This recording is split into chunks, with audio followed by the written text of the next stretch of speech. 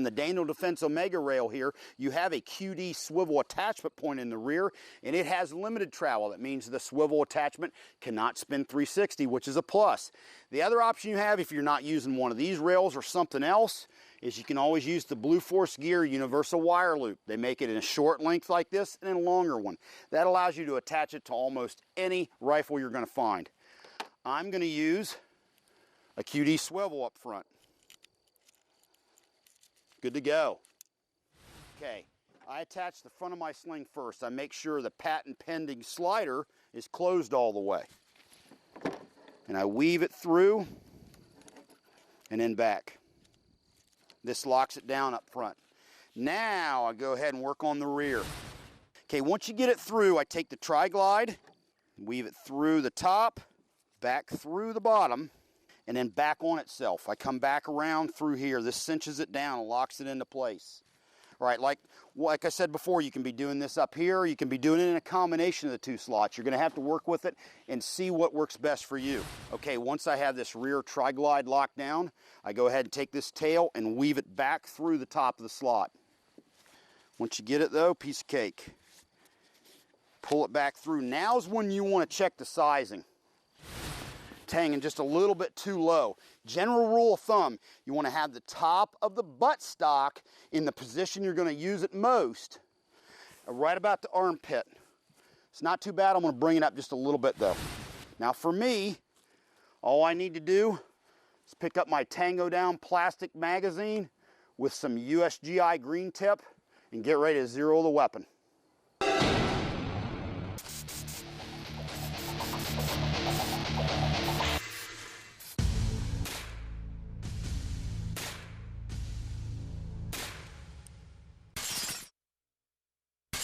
Okay, now it's time to zero. Now I do this before I camouflage because I want to make sure everything's tight, snug down, and in the final location I want all the accessories to be. Then I'm going to paint the gun. This is your point of aim. That means this is where you're aiming with your red dot or your iron sights, and this is where you want your bullets to hit, roughly 2 inches below. You do not, under any circumstances, want point of aim, point of impact at 25 yards. That means I'm aiming here and my bullets hit there. That's bad, because that means at distance, 50, 75, 100, 125 yards, your bullets are going to be ridiculously high, and you've essentially turned a carbine, a rifle, into a submachine gun. And remember, your zero is not truly confirmed until you confirm it with your rifle, your ammo, your eyeballs at the actual distance, which means after I do this, I need to shoot at 100 to get the final zero dialed in. Okay, when you're shooting your groups here at 25 yards, whether it's red dot or iron sight, doesn't matter. You want at least 3-shot groups, preferably 5, but if you're limited on ammo, it's 3-shot groups, because remember, all you're doing is setting yourself up here and you're going to confirm it at distance. This is my aiming point. My point of impact was down here. My first 3-shot group was up top. A little bit bigger than I really liked, but that told me where the gun was hitting. Then I adjusted 20 clicks down, 4 clicks left.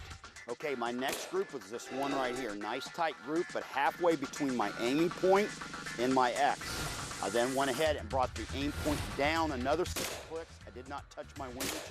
Right on top of the X, picture perfect. Now we'll see how I do with my iron sights. I'm going to zero on the small aperture. I also turn off my aim point. I want to keep the aim point in place. Don't take it off. Leave it on there, because you want to have the same sight picture looking through it that you would have in combat, okay? You want to see the front sight however you're going to see it, looking through the aim point. Remember, got to focus on the front sight, nice trigger control, and try to get a nice 3-shot group.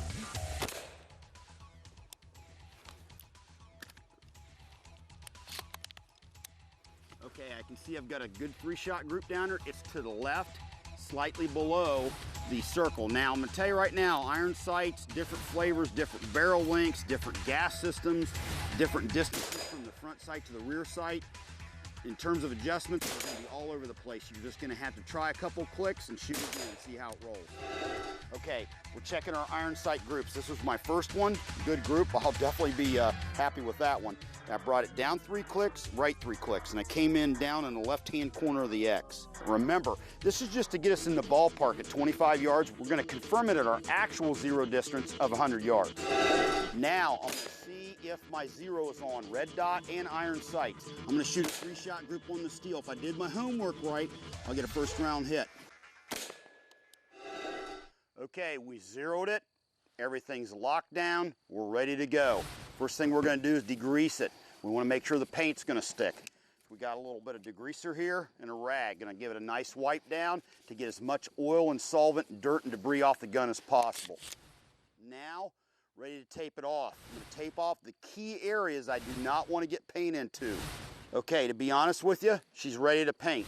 Muzzle, white light, front and rear sights ready to go. The rest of it can be left as is and painted right over. Dust cover closed. Put your selectors in whatever position you want it to be in. In this case, it's on fire. They're safe. It's up to you. Close it up. Put your magazine of choice in place. We're now ready to paint. Okay, now I've got my light color, desert tan first. You want to put it on first as a base coat. Notice some areas are darker, some are lighter, just like in nature. Okay, now OD green. I'm not going to go as heavy with it. I'm just going to hit it in a few different spots. Looking pretty good. Okay, now the dark brown to accent. I'm going to even use less of it than I did the green. There we go, baby. Okay, a combat ready, zeroed, camouflaged M4, decked out, ready to go. Don't get any better than that. Going hot.